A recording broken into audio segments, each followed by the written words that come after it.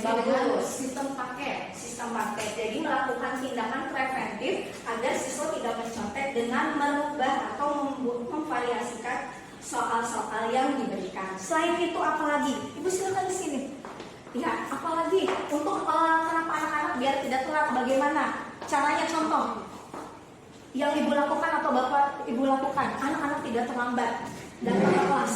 Contohnya, membudayakan guru datang terlebih dahulu di kelas. Betul. Jadi sebelum anak datang ke kelas, kitanya dulu sudah ready atau siap di kelas, ya. Sepakat bapak ibu? Bagaimana soal anak yang suka mengambil barang orang lain? Bapak dan ibu melakukan apa? Apa kira-kira? Diberikan apa? Anak diberikan bimbingan apa? Anak yang suka mengambil barang orang lain. Berbeda-beda. Iya, diingatkan. Seorang guru tidak pernah berhenti untuk mengingatkan murid-murid anak didiknya karena mereka itu biasanya masih muda, belum punya prinsip. Selain itu ada lagi Mengaku terlebih dahulu. iya, jujur ya. Jujur. Yang Yang barang diambil lalu diapakan? Setelah jujur lalu apa? Diingatkan kembali. Diberi pengarahan. Juga supaya orang tersebut tidak mengulanginya lagi. Oke. Itu adalah tindakan. Minta maaf. Yang sudah dicuri. Betul. Sekarang saya tanya, itu hanya beberapa ya Bapak Ibu ya, beberapa tindakan-tindakan Bapak Ibu untuk mengatasi pelanggaran tersebut. Saya tanya, apakah sampai sekarang masih ada yang melanggar? Masih ada yang nyontek? Masih ada yang mencuri? Masih ada yang mencontek, yang berkelahi? Masih. Sekarang kita bermain berdua-duaan dulu. Cobalah buka namanya ya. Nama permainannya adalah cobalah buka.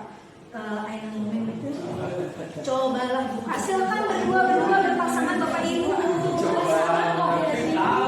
Cobalah buka. Mas berdua sayang ya. Udah dapat pasangannya? Udah. Ya. Ya. Oke. Berdua dan berdua. Bapak dan dia boleh ya saya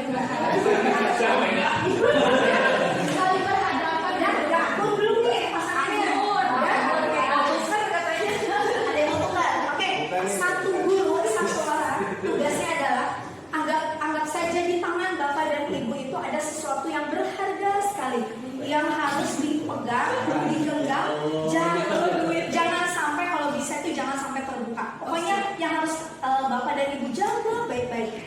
Pasangannya coba membujuk biar tangan Bapak Ibu terbuka, mau dikit-dikit, mau dirayu-rayu, mau disogok atau apa. Alaslan. Jadi Bapak dan Ibu anggap di telapak tangan Ibu ada sesuatu hal yang berharga dan dijaga dengan sekuat tenaga. Saya beri waktu masing-masing 30 detik saja. Berhasil dibuka atau tidak? Alaskan bergantian ya. Sebentar, mulai 30 detik. Oke, siap? Nah, siapa dulu ya? Sebentar, 1, 2, 3, mulai. Boleh dirayu, boleh apa aja, apa aja. Boleh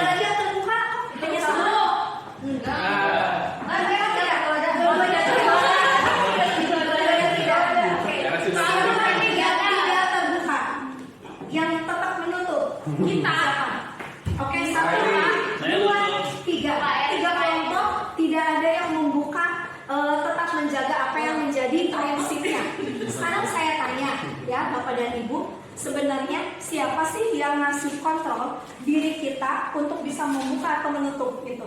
Diri kita sendiri. Itu juga yang dirasakan anak-anak Bapak Ibu. Anak-anak mau kita kontrol apapun, kalau dia tidak mau membuka diri, kalau dia tidak mau melakukannya, dia tidak akan pernah melakukan itu. Tapi kenapa selama ini dia mau? Karena dia mengizinkan kita untuk mengontrol mereka. Ya, yuk mari kita mulai pelajaran hari ini. Ujian, ini ada ujian. Sekali lagi.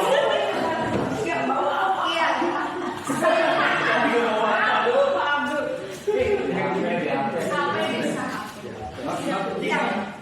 Bapak dan Ibu ingat kembali bahwa yang bisa mengontrol diri kita hanya kita sendiri. Orang lain tidak bisa, termasuk kita pendidik atau guru.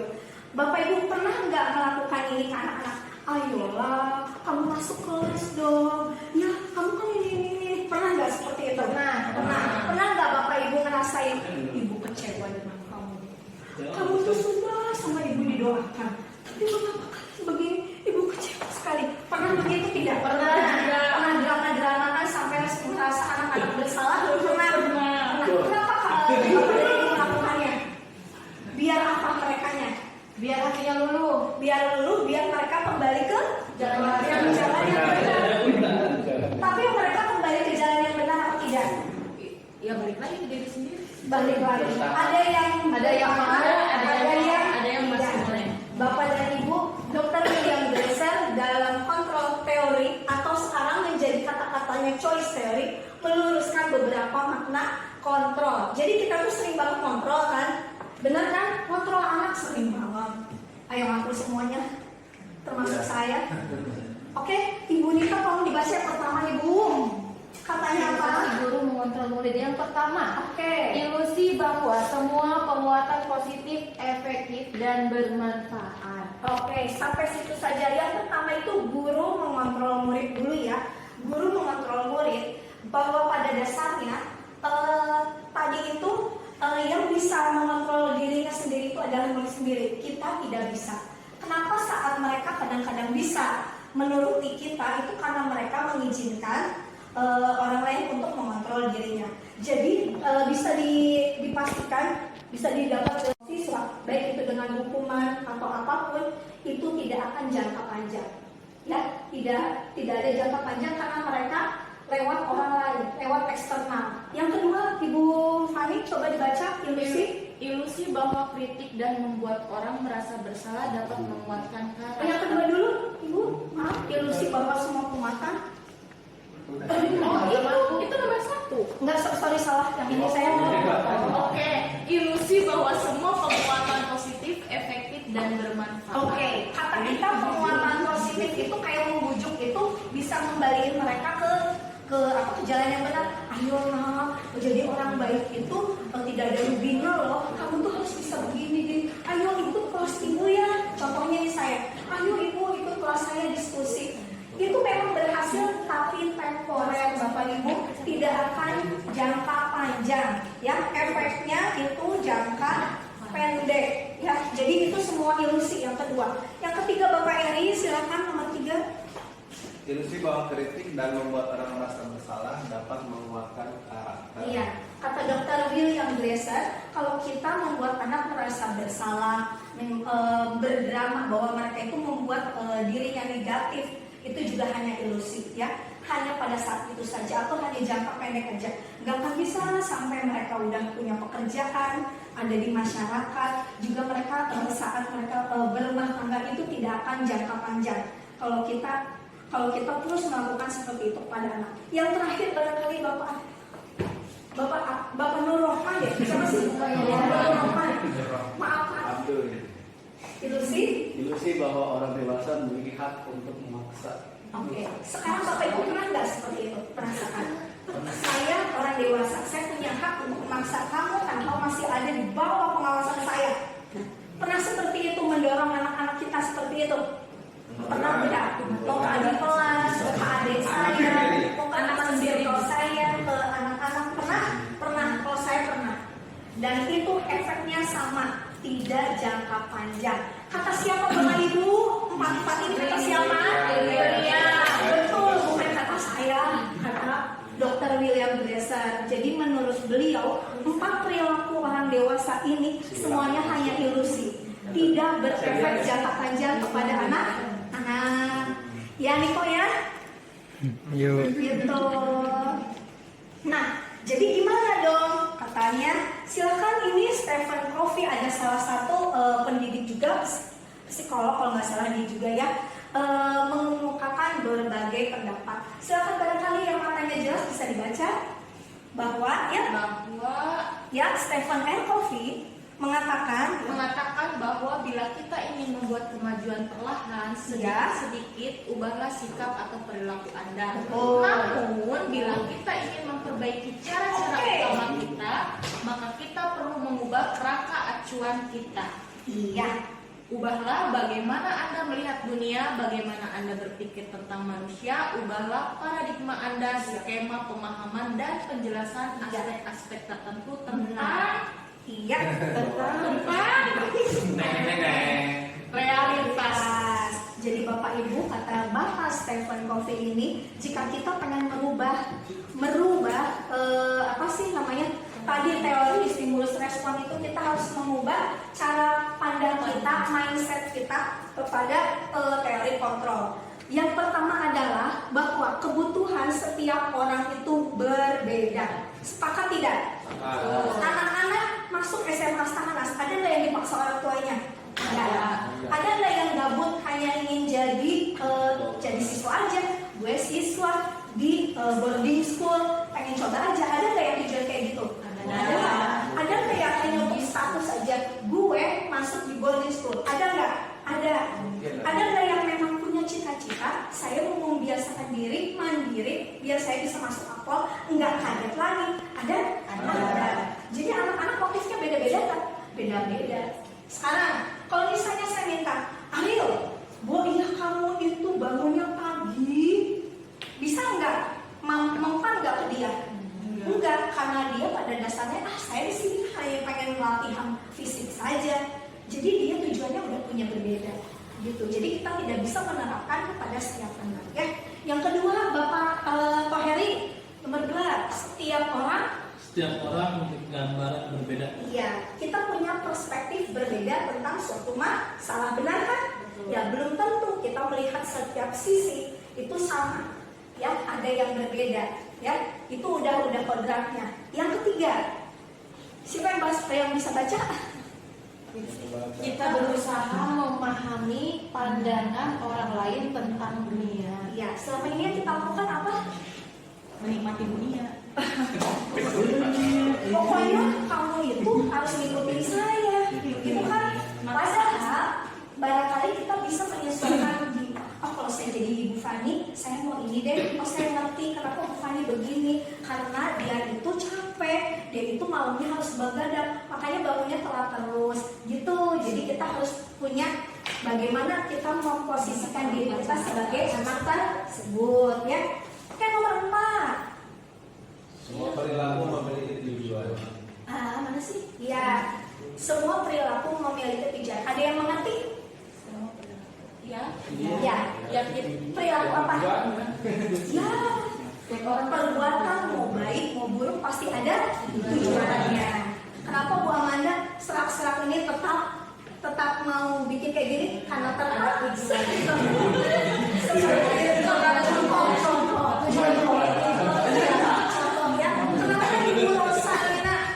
Datang ke sini capek-capek udah pengen pulang. Kenapa? Karena dia menghargai saya. Misalnya kan beda-beda.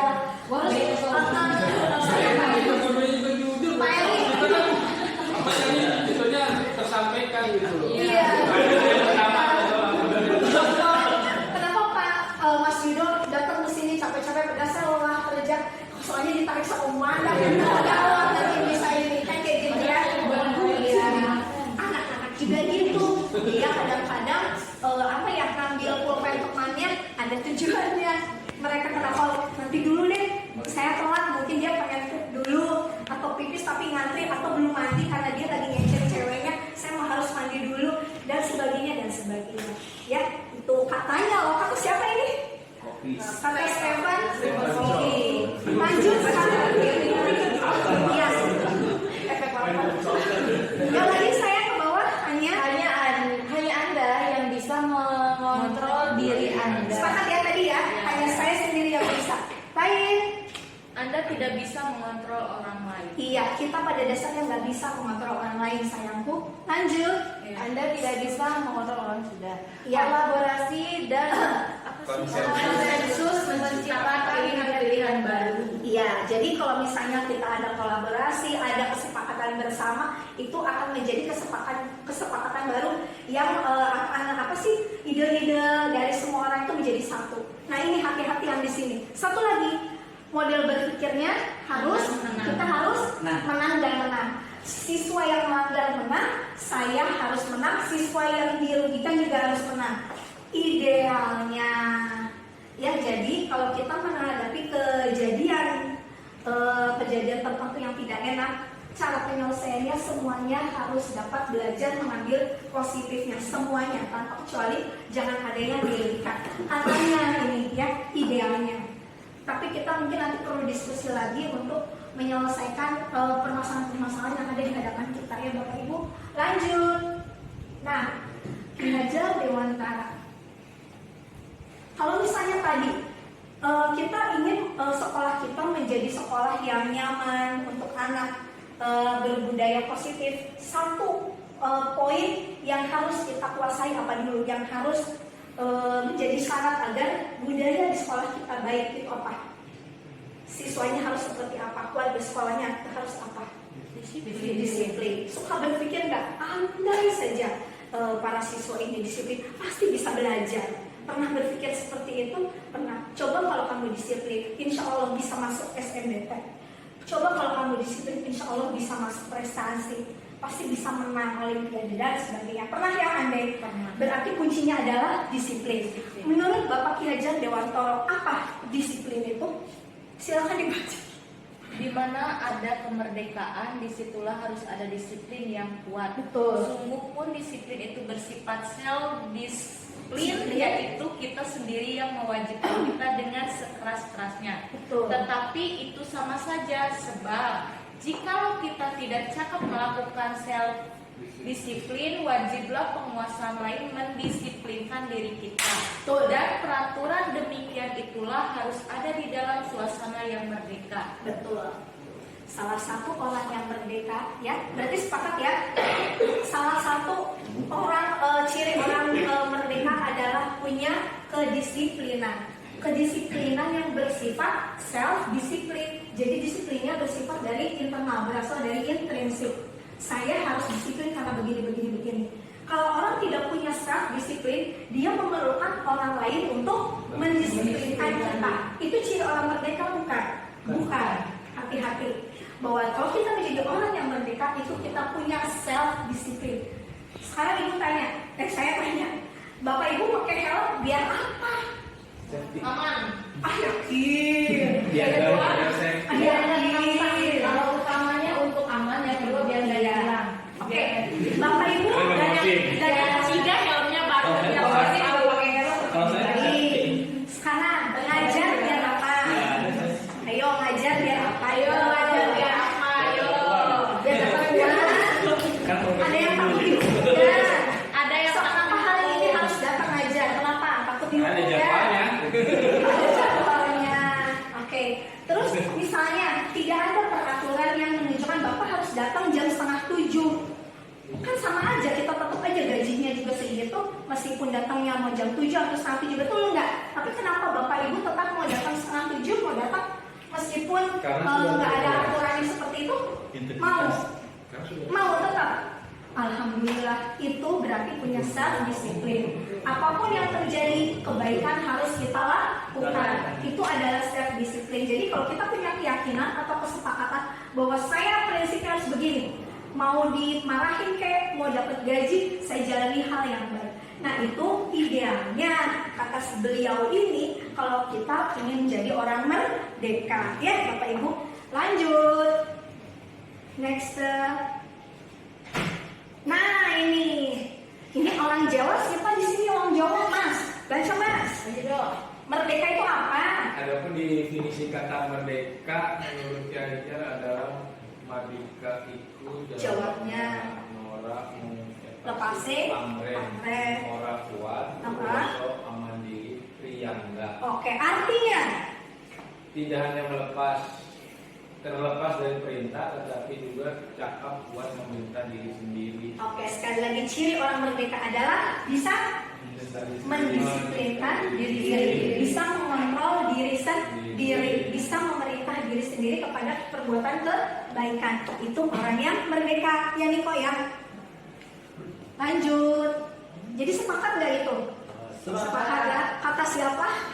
Dihajar. Iya, diajar Notaro. Ada lagi nih ilmuwan bilang, Diana Gosset mengatakan perilaku manusia itu ada 3. Kenapa orang itu melakukan sesuatu? Yang pertama karena ingin mendapatkan penghargaan, uang, pujian, senyuman. Yang kedua takut sama hukuman. Saya takut hukuman apa? Saya takut dimarahin. Saya takut kalau status saya diambil, dipotong, disunat dan sebagainya. Yang ketiga katanya apa? Menghargai Orang lain diri sendiri. Saya itu memang menjalankan nilai-nilai kebaikan yang saya percayai. Jadi saya melakukan itu. Nah, kita para pendidik inginnya anak-anak melakukan yang mana? Yang nomor 3. Jadi anak mau kita disiplinkan, mau kita kasih nilai atau tidak, mereka tetap datang ke sekolah, ya. Karena apa? Untuk kebaikan mereka sendiri, ya. Gitu. Sampai sini Bapak Ibu ada pertanyaan? Tidak ada. Sepakat ya? Oke, Sepakat. lanjut. Bagaimana dengan reward and punishment? Ada hadiah dan ada hukuman. Katanya seperti itu. Alfikon. Bu Rita sepertinya bisa baca agak-agak banyak ini.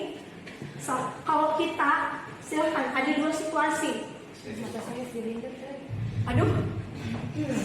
Kacamatanya berapa nih? Berulang kali Kelihatan nggak? Saat kita berulang kali menjanjikan hadiah kepada anak-anak Ya. agar berperilaku bertanggung jawab, Betul. atau kepada seorang murid agar mempelajari sesuatu yang baru, atau kepada seorang karyawan agar melakukan pekerjaan yang berkualitas, kita sedang berasumsi mereka tidak dapat melakukannya, atau mereka tidak akan memilih untuk melakukannya. Stop, sampai situ paham? Kalau kita sampai bisa mengiming-imingi orang hadiah, itu di bawah kesadaran kita sebenarnya orang itu tidak bisa melakukannya. Contoh, saya ngasih hadiah juara kebersihan kelas. Kita sudah berasumsi bahwa semua anak tidak akan melakukan kebersihan di lubuk hati yang paling dalam. Kata siapa? Kata Alfikwan. Jadi kalau kita sudah mengiming-imingi anak hadiah kayak gitu, kita sudah punya asumsi bahwa anak itu tidak akan melakukan kebaikan itu. Sampai kita harus mengiming-imingi hadiah. Kalau kelar ya. Yang nomor 2, Penghargaan maupun hukuman adalah Ya. cara-cara mengontrol perilaku seseorang yang menghancurkan potensi untuk pembelajaran yang sesungguhnya. Oke. Menurut Kohn, secara ideal tindakan belajar itu sendiri adalah penghargaan sesungguhnya. Jadi belajar itu adalah anugerah bagi dia sendiri. Dengan banyaknya pengalaman, baik itu buruk, baik itu baik, itu adalah bentuk menghargai diri sendiri. Jadi menurut Alfikon ini cewek apa cowoknya? Saya kurang tahu. Bahwa memberikan hukuman, memberikan reward kepada anak itu kurang tepat, ya, kurang tepat karena efeknya tidak akan langsung dari dalam hatinya yang di lubuk hati yang paling dalam. Itu efeknya hanya dia pengen hadiah. Bahwa sebenarnya yang esensi dari belajar itu adalah menghargai diri kita sendiri. Itu katanya Bu, Bapak Ibu. Nah, gimana dong caranya menanamkan disiplin? Menurut Ibu gimana, Bapak Ibu? Sebelum saya ke bawah, Gimana? bikin disiplin positif itu caranya salah satunya gimana? Kayaknya banyak cara ya. Caranya menurutnya gimana? Kita lebih contoh. Oke, keteladanan. Gimana? Iya, memberikan contoh gitu ya sebagai guru ya. Iya, susahnya jadi pendidik itu gitu ya, memberi contoh karena kita pun masih proses memperbaiki dirinya. Oke, ya. Di sini salah satu alternatifnya adalah kesepakatan kelas. Ya, Bapak Ibu bisa dibaca di sini visi dan misi kita. visi. Yang paling dekat silakan dibaca. Ayo Pak Bro. Pak Bro biar tahu. Biar kalian konsentrasi visinya saja. Visi menyiapkan sumber daya manusia yang ulet dan tangguh, mandiri sebagai kader bangsa yang bermoral, berkualitas dan unggul. Pintar. Terima kasih Bapak. Nah, visi SMA Plus Asahanas berisi nilai-nilai kesepakatan yang disepakati. Nilai-nilai luhurnya itu mirip dengan betul-betul Pancasila ya, berita ya. Berita kayaknya nggak kelihatan ini ya. Oke, sanksi loro, telu, papat, limo, 6. Kayaknya ada 6 nilai. Siapa yang bisa menyebutkan nilai moralnya apa aja? Satu. Ulet. Satu. Tangguh. Mandiri. Bermoral. Berkualitas sama unggul. Jadi Asahanas itu 6 nilai itu harus menjadi kesepakatan. Menjadi tujuan kita. Anak-anak Asahanas harus sampai menjadi orang yang seperti itu loh. Mimpi kita, saya pengen punya anak yang bermoral, unggul, berkualitas, mandiri ya, sebagai kader bangsa yang mandiri dan bermoral. Berkualitas dan unggul, intinya seperti itu. Itu mimpi kita. Nah sekarang kita mulai dari yang kecil-kecil Bapak Ibu. Kesepakatan kelas itu hanya yang mudah-mudah saja, tidak berupa peraturan yang misalnya rambut harus 2-1-1. Ya, kanannya begini, kirinya begini. Nah, enggak seperti itu. Yang ada seperti ada di Perdubsis tidak. Jadi kesepakatan kelas itu yang bisa kita bikin. Nah ini rambu-rambunya. Yang pertama bersifatnya abstrak daripada peraturan, lebih rinci dan konkret. Kalau peraturan itu kan lebih rinci ya, lebih konkret. Terus keyakinan kelas itu berupa pernyataan yang universal, ya. Terus pernyataan keyakinan kelas senantiasa dibuat dalam bentuk positif. Jadi jangan yang negatif-negatif.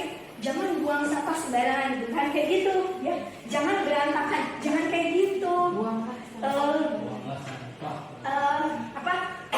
Jangan acak-acakan, tidak seperti itu. Tapi harus positif. Lanjut Bu, bacakan. Tadi Sampai positif. Sekarang keyakinan kelas hendaknya tidak terlalu banyak. Keyakinan kelas hendaknya tidak terlalu banyak sehingga mudah diingat dan dipahami oleh semua warga kelas. Betul, lanjut. Keyakinan kelas sebaiknya sesuatu yang dapat diterapkan di lingkungan tersebut. Betul. Semua warga kelas hendaknya ikut berkontribusi dalam pembuatan keyakinan kelas lewat kegiatan curah pendapat. Oke, yuk satu lagi. Bersedia meninjau kembali keyakinan kelas dari waktu ke waktu. Oke, Bapak Ibu di sini ada yang wali kelas, ada yang tidak ya. Sekarang ya bukan wali kelas dulu. Bapak kalau mau ngajar bikin kesepakatan kelasnya sebelumnya. Bikin. Anak-anak selamat pagi. Kalian sehat semua. Yuk sebelum mulai pelajaran kita bikin kesepakatan ya. Yang pertama apa? Yuk, contoh. Kelas dalam kondisi bersih. Semuanya sepakat? Sepakat. Nomor 1, kondisi kelas bersih. Nomor 2, Pakaian rapi. pakaiannya harus rapi, ya. Berseragam. Pakaiannya harus seragam rapi misalnya. Sepakat semua? Oke, sepakat semua. Misalnya ya harus disepakati. Nomor 3, pelajaran Bapak Ibu harus apa? Tidak boleh makan. Tidak boleh makan, boleh. Tidak boleh makan di kelas. Nomor 4 misalnya. Kalau pelajaran saya semua siswa harus aktif. Semua siswa aktif. Nomor 4. Satu lagi deh, udah cukup. 5 aja, jangan banyak-banyak. Satu lagi apa? 15 menit terlambat kelas tidak akan di absen. Oke, itu kesepakatannya setuju? Tidak, tidak. Nah, berarti udah jadi kesepakatan. Coba yang lain. Misalnya apa? Tidak boleh tidur. Tidak boleh tidur. Tidak boleh tidur. Itu nomor 3 tadi. Nomor 4, semua siswa harus aktif. Satu lagi misalnya apa ya? Boleh ada Saling menghargai, misalnya ya, saling menghargai antar sesama. Nah itu Bapak Ibu itu kalau bukan wali kelas sebagai guru musik dan atau harus bawa alat apa silakan. Tapi untuk wali kelas contoh, yuk wali kelas silakan kelas 11 atau 10 pung. Apa kesepakatan kalian. Prinsip apa yang ingin kalian lakukan untuk minggu ini di kelas kalian? Ayo apa? Satu. Pertama, guru masuk diberikan senyuman. Oke. Adanya respect antara guru dan siswa. Bagus, sepakat semua. Sepakat Bu. Menghargai guru dan ada saling menghargai antara guru dan siswa. Contoh ya, nanti redaksinya silakan dua. Ya wali kelas 11 coba apa? Jangan bersihan terus, bosan kan? Anak juga bosan. Misalnya kalau di kelas saya, kalau enggak, kelas kita harus satu perahu. Apa sih namanya? Satu. Harus satu apa sih maksudnya? Harus masuk gitu. Harus satu kapal. Jadi jangan ada ketidaksepakatan prinsip. Harus berada di kapal yang sama. Oke, kan anak-anak macam-macam loh pikirannya. Kalau kita kan sederhana. Yuk nomor 3, anak-anak biasanya pengen apa? Contohnya Harus rajin masuk. Oke. Semua mata pelajaran gak boleh pilih-pilih kalau pengen IB. ya elah. Ini udah ada ancaman lagi. Yang positif dong. Oke, apa ya? Saling support antara sesama dalam kebaikan. Boleh. Nah, sampai 5 nanti bulan lain boleh di otak-atik. Ini masih oke enggak? Enggak Bu, yang itu mah udah saling menghargai. Kita ganti menjadi misalnya kelas ini harus ibadahnya paling bagus misalnya. Boleh. Silakan. Misalnya kebersihannya harus apa ya, menjadi pelopor apa gitu, enggak masalah. Ya Bapak Ibu, jadi kita mulai dari yang kecil-kecil bersama-sama, tapi kitanya tidak mendikte. Itu gimana anak aja. Kenapa kita harus bikin kesepakatan kelas? Karena pada dasarnya semua orang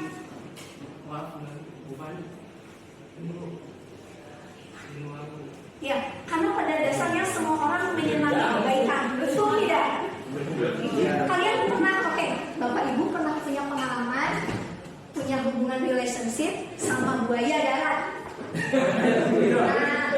Pernah ya? Yang cowok sama cewek yang senang merayu, pernah nggak? Buaya mati. Buaya mati.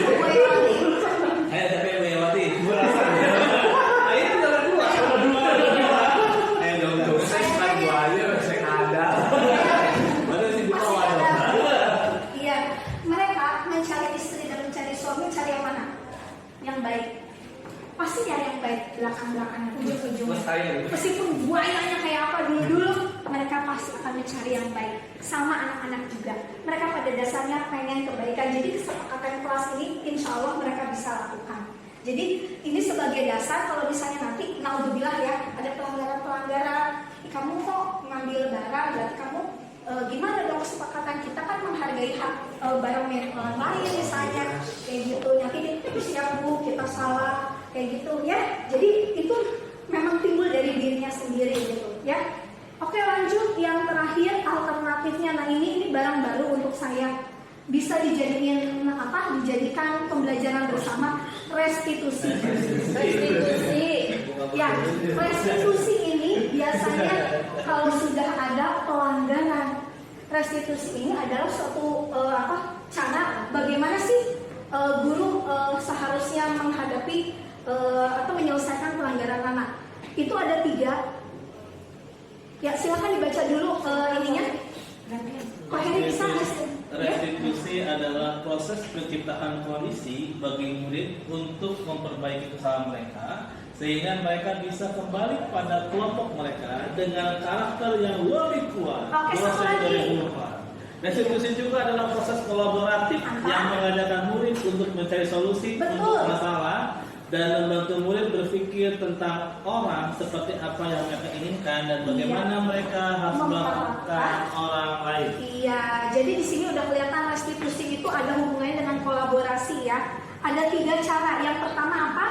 Menstabilkan identitas. Yang kedua, Validasi tindakan yang ketiga, menanyakan keyakinan. jadi kalau ada orang yang melanggar, kita stabilkan identitasnya dulu. Caranya jangan bikin anak defend atau bertahan, tetapi kita buat dulu bahwa kita itu mengerti dia itu berbuat itu kenapa, ya. Jadi biar nggak defend, netralkan aja dulu. Gak apa-apa nak, gak ada manusia yang sempurna. Wah ibu dulu waktu SMA pernah gitu juga nak, ibu ngerti. Wah untung kamu bisa nahan. Coba kalau kamu yang gak nahan emosi, lebih parah, kamu bisa pelangi. Misalnya kayak gitu contohnya ya. Yang kedua, validasi tindakan yang salah. Ya, gitu. Kamu pasti punya alasan kenapa melakukan hal seperti itu. Ya, siap bu, dia yang ambil punya saya, dia yang nikung saya bu, pacar saya dia ambil, misalnya kayak gitu. Ya, saya kan nggak tahu itu pacar kamu, saya kan jalan aja. Setiap orang kenapa bertengkar itu pasti ada latar belakangnya gitu. Kalau kita tidak tahu alasan-alasannya mereka kenapa bertengkar, ya mana kita tahu. Dengerin aja dulu si Anu ngomong apa, si ini ngomong apa. Anjir, langsung lagi oh iya gila lu, ini saya, lu yang ini kayak gitu anak-anak. Dua-duanya dihadapin. Bagaimana latar belakang kenapa mereka melakukan itu dua-duanya. Yang ketiga, nanyain keyakinan lagi, ya. Nah, ibu ngerti kamu lakukan itu. Kamu sebel ya, barang kamu diambil dia. Iya bu, udah ketiga kalinya, habis lah barang-barang aku. Yang satunya lagi, saya udah bilang bu, tapi dianya nggak dengar misalnya, nggak dengar. Saya udah bilang, ini nanti saya kembalikan. Saat saya kembalikan ada yang minjem lagi. Nah seperti itu. Kata apa? Ibu mau tahu kata para ahli ya, Nas. Segitiga restitusi ini gambarannya seperti ini. Ya, yang terakhirnya, nah kamu mau jadi seperti apa nanti di kemudian hari? Bagaimana kamu menangani ya Allah, menangani pelanggaran ini? Nanti dia sendiri yang akan mencarikan solusinya dibantu dengan guru. Ada yang bertanya barangkali?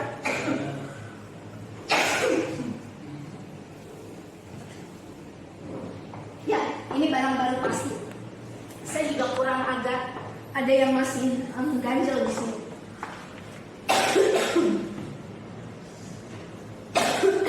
Silakan dibaca dulu sebentar ya. Ya udah aku yang baca. Ini contoh agak ke atas. Ini contoh restitusi. Anto dan Dino ya sedang bermain bersama di lapangan basket dan tiba-tiba terlibat dalam sebuah pertengkaran adu mulut. Dino pun menjadi emosi dan mengadakan kontak fisik, menarik kemeja Anto dengan kasar sampai 3 kancingnya terlepas. Pada saat itu, guru piket langsung melerai mereka dan membawa mereka ke ruangan kepala sekolah. Ibu Suti sebagai kepala sekolah berupaya menenangkan keduanya, terutama Dino. Dino, sepertinya kamu saat ini sedang marah sekali. Mendengar itu, Dino pun mengalir bercerita tentang kekesalan hatinya. Ibu Suti pun melanjutkan bahwa membuat kesalahan adalah hal yang manusiawi dan bahwa mempertahankan diri adalah hal yang penting. Namun, Ibu Suti melanjutkan meminta Dino memikirkan cara lain yang mungkin lebih efektif karena saat ini Dino berada di ruang kepala sekolah. Ibu Suti melanjutkan bertanya tentang keyakinan sekolah yang disepakati, serta apakah Dino bersedia memperbaiki kesalahan yang telah dilakukan terhadap Anto. Dino pun akhirnya perlahan mengangguk. Kemudian Ibu Suti balik bertanya kepada Anto, hal apa yang bisa dilakukan Dino untuk memperbaiki masalah? Anto menjawab, saya perlu kancing saya diperbaiki bu. Ibu, saya akan sangat marah kalau melihat kancing baju saya sampai copot 3 kancing begini. Ibu Suti pun kembali bertanya ke Dino apakah yang akan dia lakukan untuk menggantikan 3 kancing Anto yang terlepas. Dino berpikir sejenak, namun menjawab, wah tidak tahu bu, saya lem kembali sendiri bu. Ibu Suti berpikir sebentar dan menanggapi, kalau dilem akan mudah terlepas kembali Dino, bagaimana kalau kamu menjahitnya? Menjahitkan saja. Bersediakah kamu? Dino tanpa ragu-ragu dan menanggapi, menjahit? Mana saya tahu bagaimana menjahit bu. Ibu Suti meneruskan, apakah kamu bersedia belajar menjahit? Dino berpikir sejenak, memandang kemeja Anto dan menanggapi, yang mengajari saya siapa bu? Dengan cepat Ibu Suti menjawab, Pak Irfan, guru tata busana. Dino kembali diam sejenak memandang kemeja Anto yang tanpa kancing. Akhirnya Dino mengangguk tanda menyetujui dan sepanjang siang itu Dino belajar menjahit dan memperbaiki kemeja Anto. Terakhir kali terlihat kedua anak laki-laki tersebut, Dino dan Anto, pada jam pulang sekolah mereka sudah kembali ya. Pokoknya mah itulah. Sudah bercengkrama dan bersenda gurau kembali. Oke, terima kasih Bu Fani. Ya, jadi yang pertama restitusinya ada menstabilkan apa tadi? Ada Ya Allah. Menstabilkan tindakan yang salah. Yang mana bagiannya yang mana? Ayo. Setiap orang pasti pernah melakukan kesalahan. Mana kalimatnya? Yang menstabilkan kesalahan itu mana? Menstabilkan, menetralkan dulu. Kalimatnya.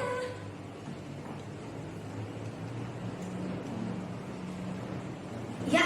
Dino, sepertinya kamu sedang marah sekali. Terus? Membuat kesalahan adalah hal yang Sudah manusiawi. lanjutkan. Nah, membuat Ya. kesalahan adalah hal yang manusiawi dan bahwa mempertahankan diri adalah hal yang penting. Betul. Pertama itu dulu biar anak tidak defend. Dengan asumsi bahwa dia melakukan itu pasti ada alasannya ya. Lalu yang kedua, validitas tindakan yang salahnya apa? Namun, Oke. Gimana ya? namun meminta diri. Namun lanjutannya. Iya, yang menunjukkan bahwa itu tidak baik gitu apa? Nah, ini ya, melanjutkan tentang keyakinan sekolah yang disepakati.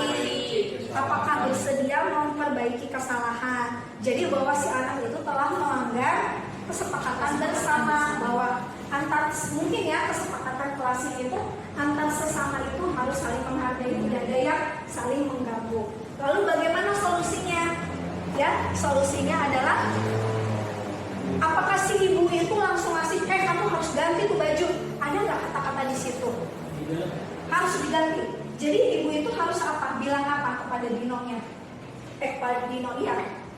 Apa yang dia lakukan untuk menggantikan kejadian? Iya. Jadi ditanya, dibikin kayak pendidikan kembali. Jadi gimana ya untuk permasalahan ini? Jalan keluarnya kira-kira apa menurutmu? Ya udah dilem aja sih Bu. Aduh, kalau dilem aja gampang lepas.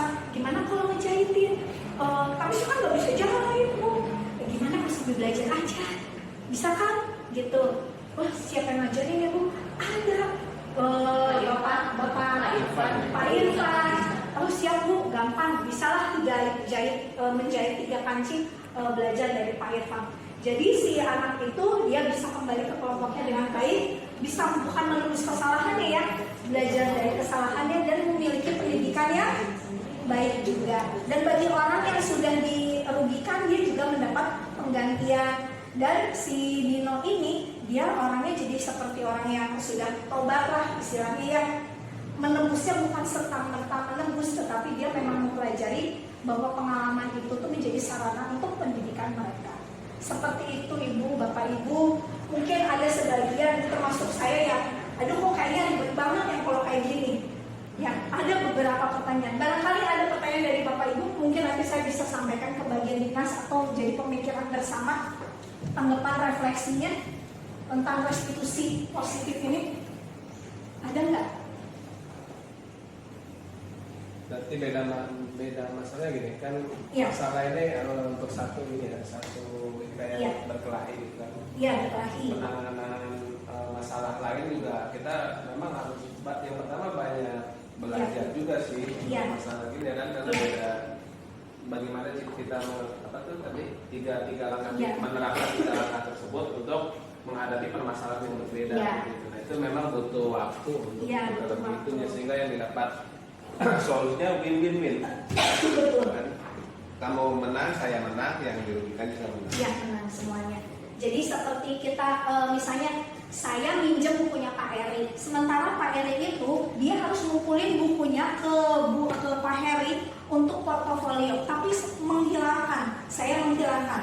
Dia dirugikan, saya sudah minta maaf, tapi dia tidak mendapat, dengan minta maaf saja dia tidak mendapatkan kerugian. Jangan caranya seperti apa? Yuk kita bikin proyek bersama, misalnya cara untuk saling menghargai itu seperti apa. Terus kita diulang kembali boleh tidak Pak? Misalnya bahasa Jerman.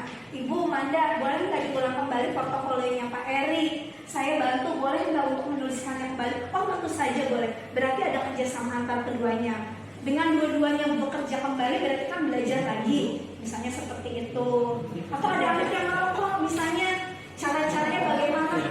Oh bikin apa ya? Misalnya di mading itu bikin sesuatu tentang bahaya merokok, misalnya itu kan juga pendidikan kayak gitu dan lain-lain dan sebagainya. Cuman kalau saya punya pertanyaan di restitusi ini, bagaimana dengan orang yang memiliki pelanggaran agak berat gitu, yang memang sudah dia melanggar bukan kesepakatan lagi tetapi peraturan. Masalahnya yang institusi itu kan punya peraturan ya pasti. Nah itu udah aja gitu, mau akpol, mau akpil, mau SMA 8, mau SMA SMK itu, SMA sana sudah punya aturan yang aja, yang sebelum anak-anak masuk pun dia sudah survei bahwa peraturan asana seperti ini. Nah apakah restitusi ini masih bisa dilakukan atau memang langsung aja hukum atau sanksi saja? Nah itu mungkin PR untuk kita. Silakan barangkali Bapak Ibu yang misalnya punya sedikit ilmu bisa bersama-sama kita diskusi. Yang penting gini, anak-anak kita ada di fase dia tidak memiliki kekuatan atau kemampuan untuk pemikiran atau nalar yang panjang seperti kita. Karena kita sudah pernah mengalaminya, jadi kita bisa membaginya kepada mereka. Tugas kita adalah menuntun mereka, jangan sampai mereka jatuh ke jurang yang kehancuran ya. Mereka itu di tahun 2025 akan menjadi pemimpin negara kita. Jadi tugas kita harus menjaga mereka agar mereka bisa di posisi itu menjadi orang dewasa yang bertanggung jawab. Baik Bapak Ibu, das war alles für heute. Dan für Ihre Aufmerksamkeit. Auf Wiedersehen. Shalom Anda. Assalamualaikum warahmatullahi wabarakatuh. Waalaikumsalam.